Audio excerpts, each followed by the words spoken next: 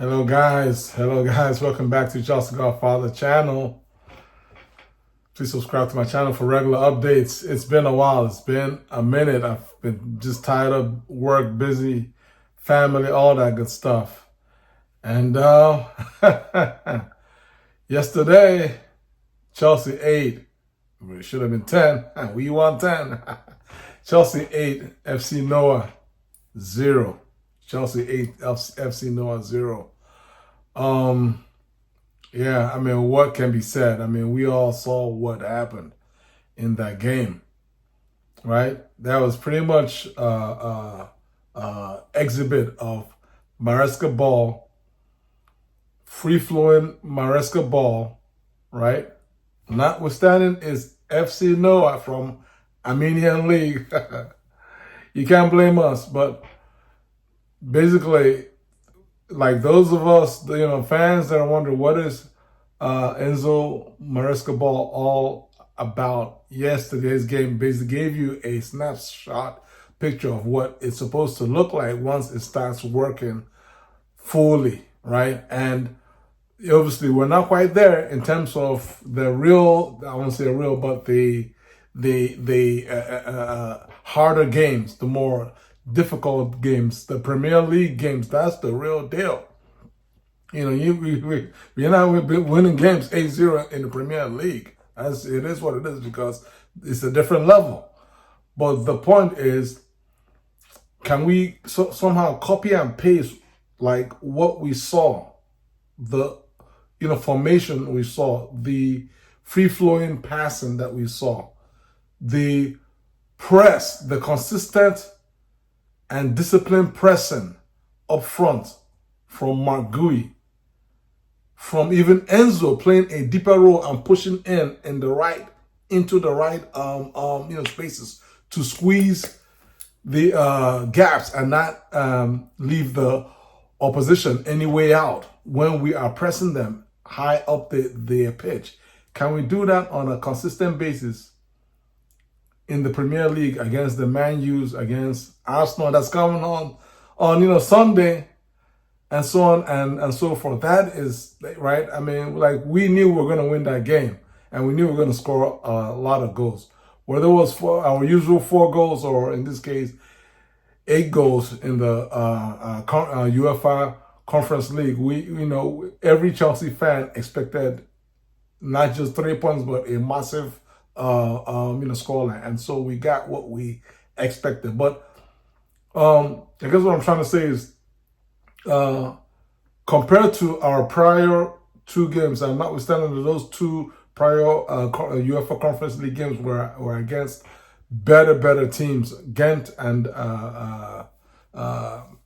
Panathinaikos. I think I hope I pronounced the name properly. Those 2 teams are much better than FC Noah.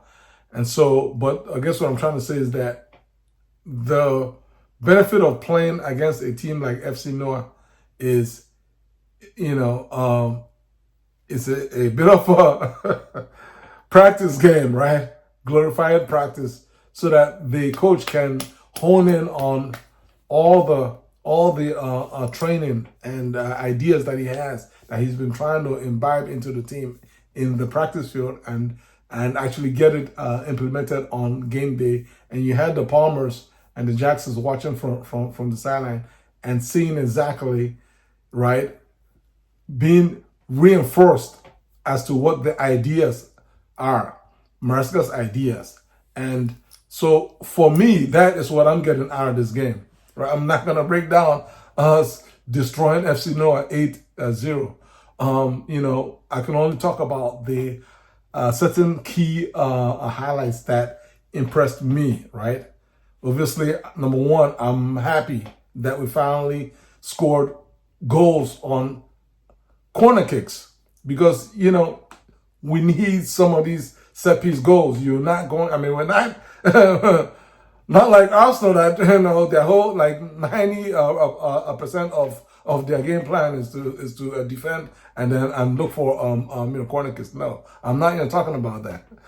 I'm talking about when you get your, corner kicks, whether it be, 6, 7, 8 corners on any given day, you should try and score one. you should try to, because it's not every game that you're going to be able to score from open play. And also, what these corner kicks does, as in yesterday's game, is that it gives you the opportunity to score early, put the opponent on the back foot, and then that helps our press. Everything that Maresca likes to do, it gives us a chance to actually implement that more and more effectively. And so that was a positive number one for me. The fact that not one but two of our defenders scored from corner kicks, both Tosin and Disasi. And then number two was Mark Gui. I mean, Gui finally scored his first goal, and if there's any player that deserves a goal just by sheer hard work alone, by sheer humility, hard work, he's humble, he works hard, that he can play. I mean, he's from La Masia, so we know nobody is questioning can he play. We know that he can play, that he is gifted, but he's 18 years old, right?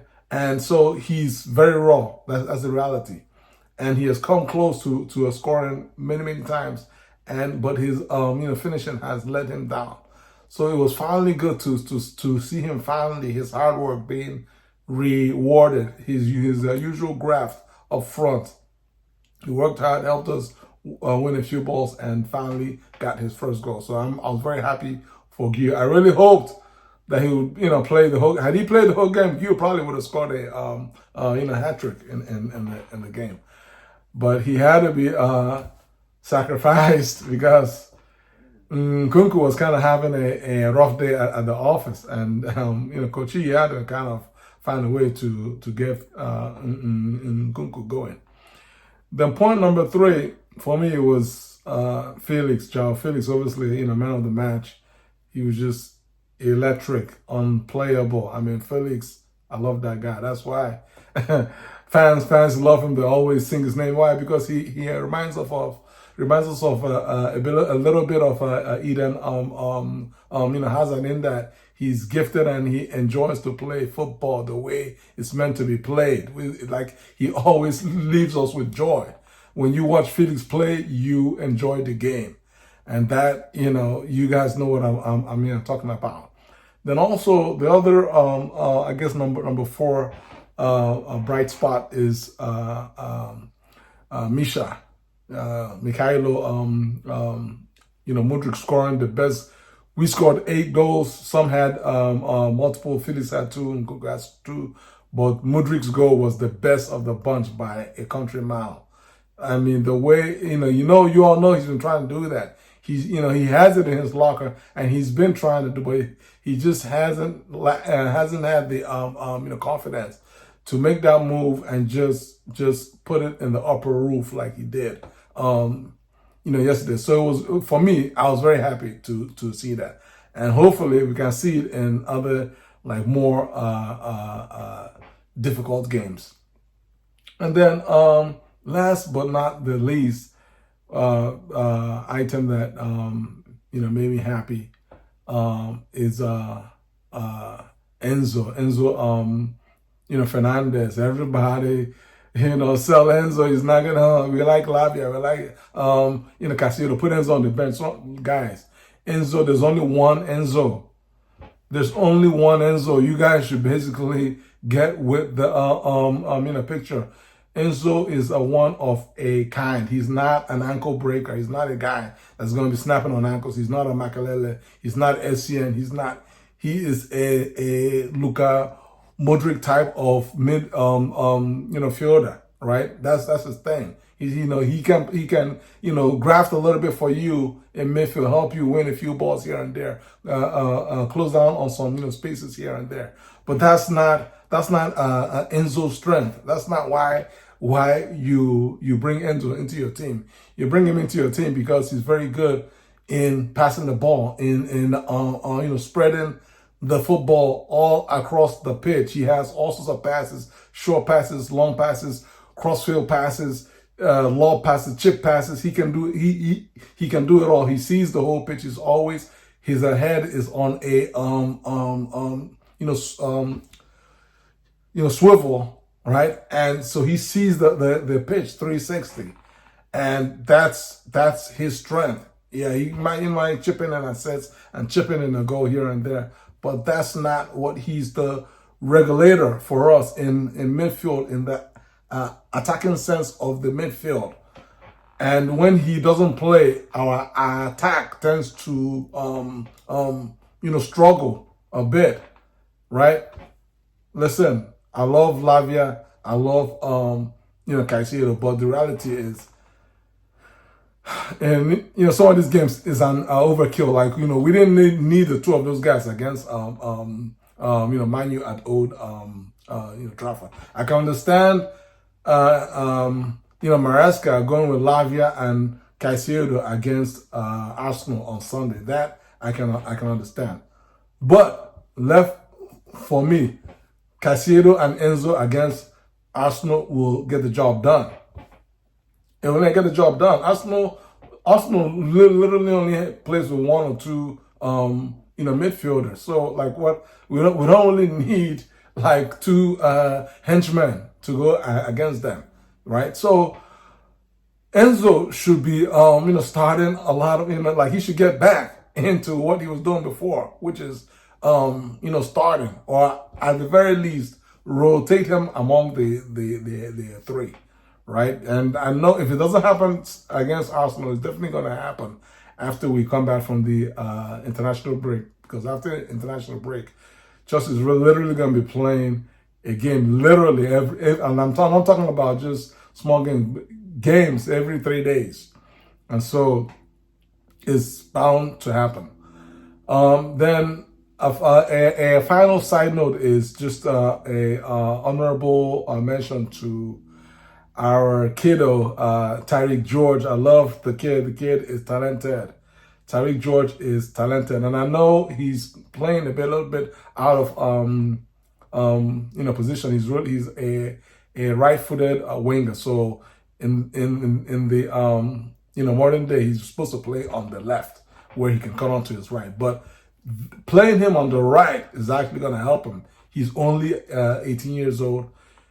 If he can develop his left foot, because that's what is going to force him to develop his left.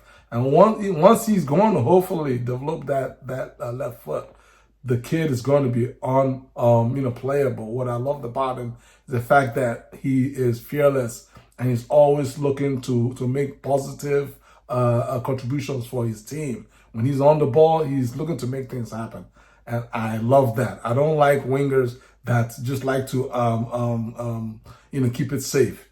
And so that's what I have for today. Our next game, Arsenal at the Bridge. You guys already know it's been a while since we beat Arsenal, and so we might as well start by getting the W against Arsenal on the Bridge. At the Bridge. How do you guys feel about this? Please leave your comments below. Like this video, share this video, subscribe to my channel. Take care. God bless you guys. Peace.